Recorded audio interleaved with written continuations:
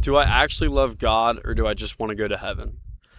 I want to ask a question that makes me so uncomfortable to think about. Do I actually love God or do I just want to go to heaven?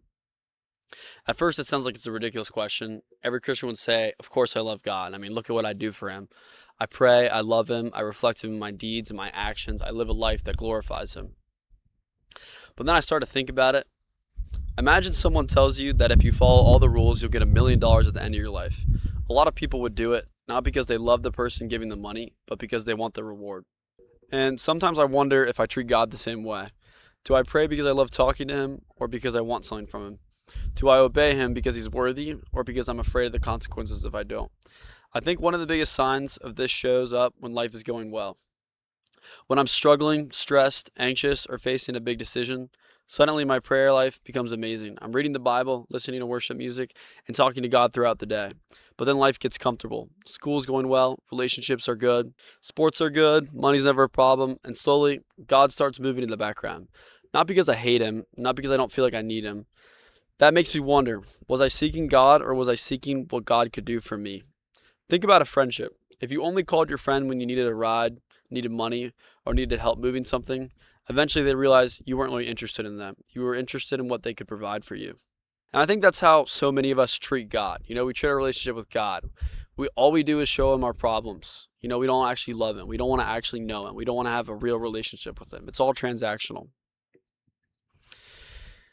We disappear when life is good, and then the second everything falls apart, we're back on our knees. I've done that more times than I'd like to admit. Another example is worship.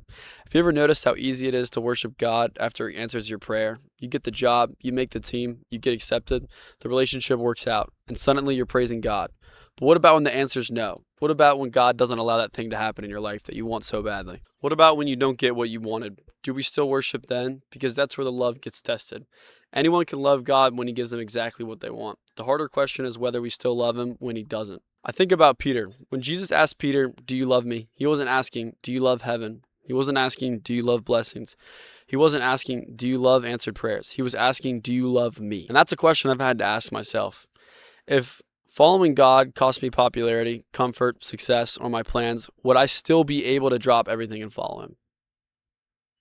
If my prayers weren't answered the way I wanted, would I still trust Him? If heaven wasn't something I thought about every day, would I still want a relationship with God? The truth is, I think most of us have mixed motives. I don't think it's wrong to want to go to heaven. I don't think it's wrong to want God's blessing. But I do think there's a difference between loving God's gift and loving God Himself.